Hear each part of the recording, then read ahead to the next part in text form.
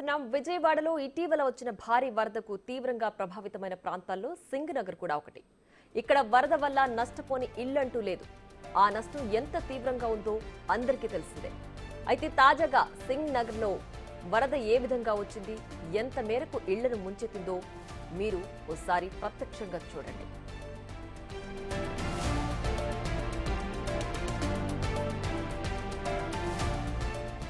ఈ నెల 1వ తేదీన ఉదయం 9 గంటలకు చిన్నగా వరదపు నీటితో తడిచిన కాలనీలు కేవలం 2 గంటల్లో ఇళ్లన్నీ నీటి మునిగిపోయాయి. మొదట్లోనే ముంపును గుర్తించిన స్థానికులు ఒక్కొక్కరిగా ఇళ్ల నుంచి కట్టుబట్టలతో పునరావాస కేంద్రాలకు తరలి వెళ్లారు. 1వ తేదీ 11:30 లోపు సింగ్ నగర్ మొత్తం చెరువును తలపించింది. ప్రస్తుతం దానికి సంబంధించిన దృశ్యాలు బిగ్ టీవీ స్క్రీన్ పై ఎక్స్క్లూజివ్ గా చూడొచ్చు.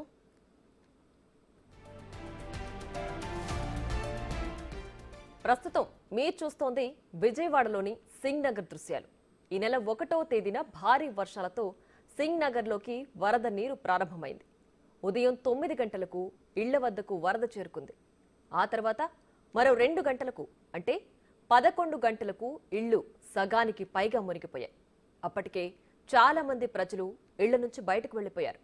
మరికొందరు పీకల్లోతు నీళ్లలో బతుకు జీవుడా అంటూ ప్రాణాలతో పునరావాస కేంద్రాలకు తరలి వెళ్లారు. దీనికి సంబంధించిన దృశ్యాలు అక్కడి పరిస్థితికి అద్దం పడుతున్నాయి.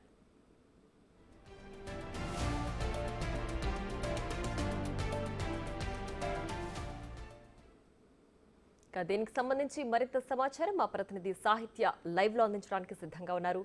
సాహిత్య, చెప్పండి, విజయవాడలో సింగ్ నగర్ లోని వరద ప్రభావం ఏ విధంగా ఉంది?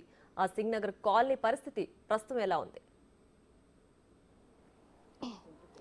ఎస్ ప్రియా, ఇప్పటి వరకు మనం బిగ్ టీవీలో విజువల్లో చూసాము. ఆ విజువల్లో ఏదైతే సీసీ ఫుటేజ్ విజువల్ ఉందో, ఇక్కడ సింగ్ నగర్ ఏరియా మొత్తం విజయవాడ వరద ప్రాంతాలలో ఒకానొక నగరం ఇది సింగ్ నగర్ ఏరియా మొత్తంలో కూడా ఇక్కడ లూనా సెంటర్ దగ్గర మొత్తం అడుగడుగున నీటి మట్టం పెరుగుతూ వచ్చింది. స్టార్టింగ్ డే నుంచి కూడా మొత్తం అంతా కూడా మనిషి మునిగే అంత వరకు కూడా ఇది మొత్తం నీళ్ళు వచ్చేసినాయి. ఇక్కడికి మనం చూడొచ్చు. మనం ఏదైతే విజువల్స్ లో చూస్తున్నామో బిగ్ టీవీలో అదే విజువల్ ని ఇప్పుడు మనం ఎక్స్క్లూజివ్ గా బిగ్ టీవీకి ఇక్కడి నుంచే చూపిస్తున్నాము. ఏదైతే ఇల్లు ఉందో అదే ఇంటి దగ్గర నుంచి ఉన్నాము. ఇదే సీసీటీవీ ఫుటేజ్ ఇప్పుడు మనం విజువల్స్ లో చూస్తున్నాం.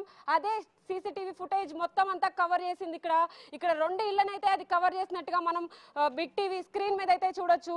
మొత్తం సీసీటీవీ ఫుటేజ్ కి ఎక్కడి వరకు అయితే కవర్ చేస్తుందో అదంతా ఇప్పుడు మీకు ఎక్స్క్లూజివ్ గా చూపించే ప్రయత్నం బిగ్ టీవీ చూపిస్తోంది.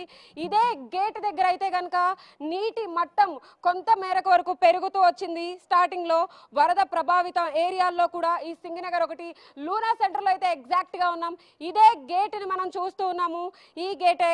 అండ్ ఇక్కడ చూడొచ్చు ఇదే బైక్ ఈ బైక్ లోనే అతను ఒక వాహనదారుడు, ఈ ఇంట్లో నివసించే ఒక వాహనదారుడు ఈ వెహికల్ వేసుకొని బయటికి వెళ్ళడం మనం చూసాము. చూడొచ్చు ఈ బైక్, ఈ టైర్ ఏదైతే ఉందో ఈ టైర్ దగ్గర నుంచి చిన్నగా పెరుగుతూ ఇక్కడ దాకా వచ్చి తర్వాత లైట్ వరకు వచ్చి తర్వాత మొత్తం బైక్ అంతా మునిగిపోయే సిచ్యువేషన్ ఇక్కడ వచ్చింది. ఇదే ఇంట్లో చాలా మంది ఇబ్బంది పడ్డారు. దీని ఆపోజిట్ హౌస్ చూద్దాం మనం. ఇదే గేట్ ఎగ్జాక్ట్ గా మనం విజువల్స్ లో చూసుకున్నట్లయితే కనుక ఈ పెద్ద ఆవిడే ఈ ఇంట్లో నివసించారు. శ్రీ వెంకటేశ్వర నిలయం అనేసి ఉంది. చూడొచ్చు మనం ఇదే ఇల్లు విజువల్స్ లో ఖచ్చితంగా చూడొచ్చు. స్టార్టింగ్ వాటర్ అయితే కనుక ఫస్ట్ వరద వచ్చేటప్పుడు ఇక్కడ స్టార్ట్ అయింది. ఇక్కడ నుంచి మెల్లమెల్లగా ఇక్కడ వరకు టోటల్ గా ఇల్లంతా మునిగిపోయాడు. అంత నీటి మట్టం అయితే పెరుగుతూ వచ్చింది. ఆఫ్టర్ దాట్ మనిషి బయటికి రాలేని సిచ్యువేషన్. నేను ఇంట్లోకి వెళ్ళే ప్రయత్నం చేస్తాను, రండి. అసలు ఎలా నివసించారు ఏంటి? ఇక్కడ చూడొచ్చు మొత్తం బురద. ఇప్పటికి కూడా ఇంకా క్లియర్ అవ్వలేదు. 11 రోజులు అవుతుంది. ఈ ఇంట్లో సామానం చూద్దాం. అసలు ఏంటి ఈ ప్రళయం ఏంటి? ఈ విజయవాడలో ఇప్పటి వరకు 30 ఏళ్ల క్రితం కూడా ఇంత వరద రాలేదేమో అన్నట్టుగా ప్రతి ఒక్క వస్తువు పాడైపోయింది. చూడొచ్చు సోఫాలతో సహా, కుర్చీలతో సహా, టీవీలతో సహా ఫ్లోర్ ఇప్పటికీ కూడా ఇంకా క్లీన్ చేసుకుంటూనే ఉన్నారు. వాళ్ళు చాలా పెద్ద వయసు గల వాళ్ళు, 60 పైన మించే వాళ్ళకి ఏజ్ ఉంటుంది ఖచ్చితంగా. చూడొచ్చు మనం ఈ ఇంట్లోకి వచ్చాం, మనం సామాను అంతా కూడా ఎక్కడ పెట్టుకోవాలో కూడా తెలియక వీళ్ళు ఇక్కడే ఇంకా క్లీన్ చేసుకుంటున్నారు.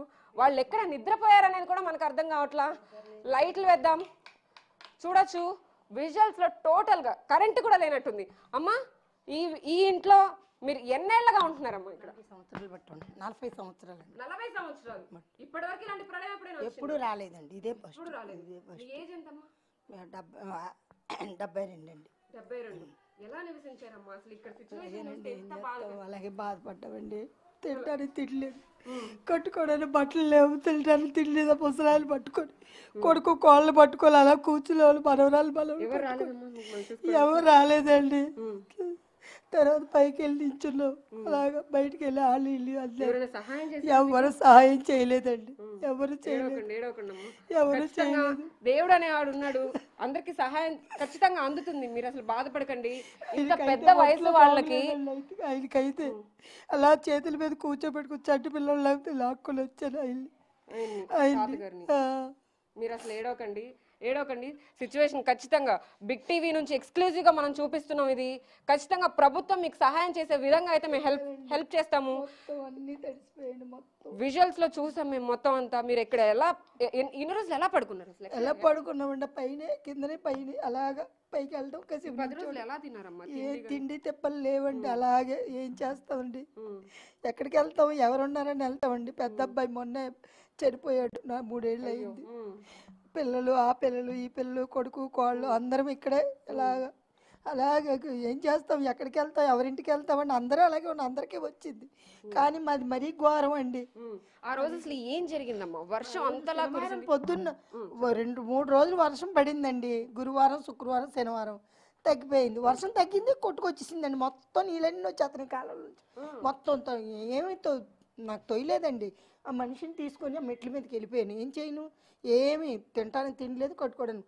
అలాగా 4 రోజులు అలా నించున్నాం. అలాగా ఏం చేస్తాం? అసలు నీళ్ళు వస్తుంటే గ్రౌండ్ ఫ్లోర్ అంతా మునిగిపోయి దిల్లు మునిగిపోయింది అనుకున్నారా మీరు? అనుకోలేదండి, అనుకోలేదు. మనుషులను బతకడమే చాలు అనుకున్నాం. అలా నించుంటే ఎవరైనా ఏమైనా ఇస్తే అలా ఆ ఇదిలో అందరూ వెళ్ళిపోయారు, మేమే ఉండిపోయామండి. మొత్తం అందరూ వెళ్ళిపోయారు ఖాళీ చేసి. మేము ఇలాగ ఉండిపోయాం. అలాగే ఏదో ఒకటి ఎవరో ఒకరు ఏదో ఒకటి ఇస్తే ఇవ్వండి బాబు ముసలాయన నేనంటే బిస్కెట్లని. ఎప్పుడైనా ఇంత వరద వచ్చిందమ్మా? ఎప్పుడు రాలేదండి, ఇదే రావటం, ఇదే ఫస్ట్. ఎప్పుడు రాలేదండి. ఇప్పుడు ఎలా ఉంది సిచ్యువేషన్? ఇప్పుడు బాగానే ఉంది.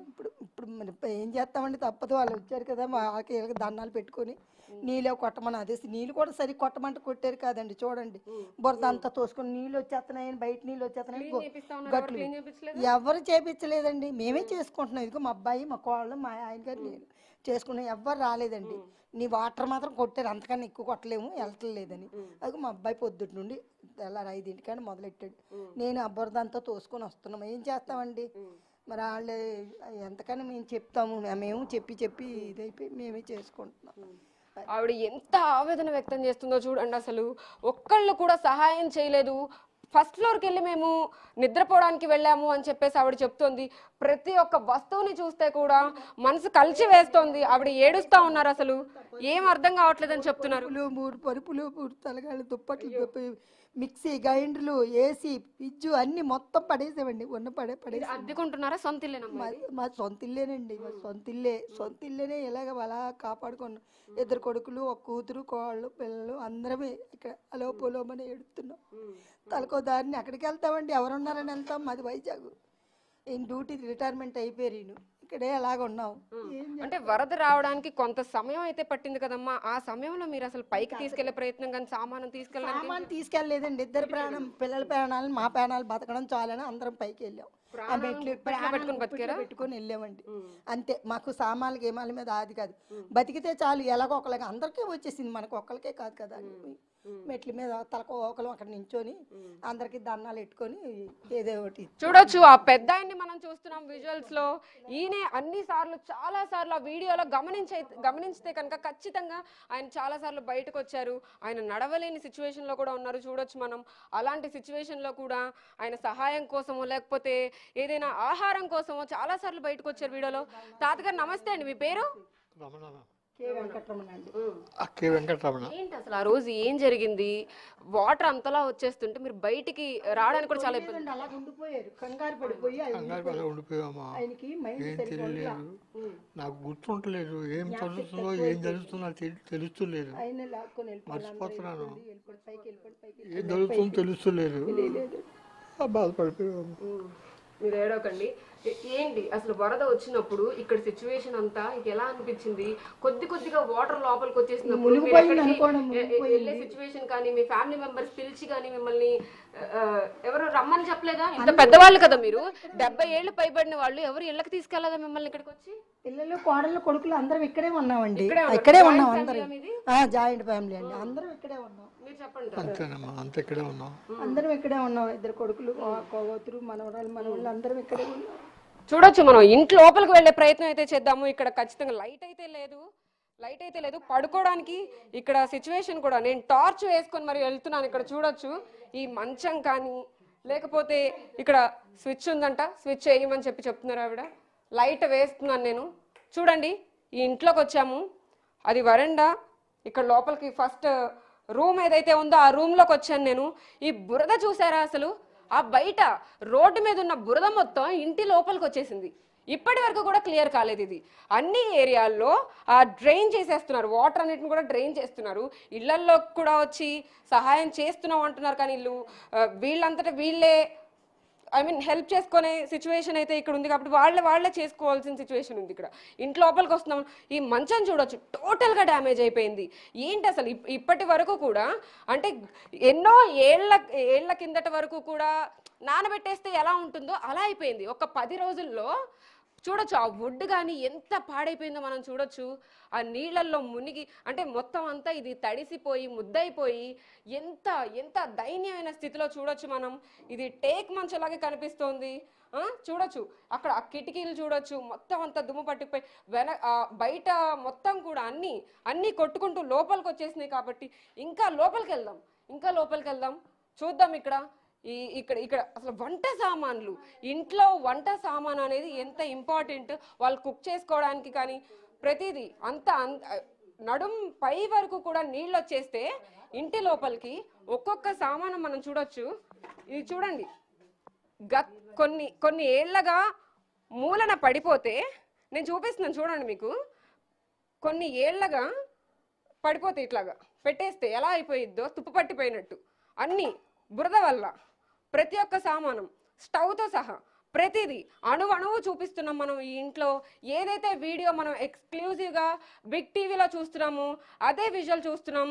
మొత్తం అంతా ట్యాప్ కూడా, వాటర్ కూడా లేవు ఇక్కడ. కానీ క్లీన్ చేసుకునే ప్రయత్నం వీళ్ళు మాత్రమే చేసుకుంటున్నారు. ఓన్ హౌసే అయినప్పటికీ కూడా వీళ్ళు. సో చూడొచ్చు, మనం లోపలికి వాళ్ళ కొడుకుని చూస్తున్నాం మనం విజువల్స్లో. ఆయన కూడా మాట్లాడే ప్రయత్నం చేద్దాము. సార్ చెప్పండి, ఏంటి అంత పెద్ద వయసు వాళ్ళు ఉన్నారు, వాళ్ళకి సహాయంగా మీరు ఎలా నిలిచారు? ఇప్పటికి కూడా క్లీన్ చేసుకుంటున్నారు, ఇంకా ఏంటి సిచ్యువేషన్ ఏంటి అసలు? మేము ప్రాబ్లం అనేది టోటల్గా వీళ్ళు పెద్దోళ్ళు ఉన్నారు, ఎప్పటి నుంచి దగ్గర 40 ఇయర్స్ నుంచి ఇక్కడే ఉన్నాం మేడం.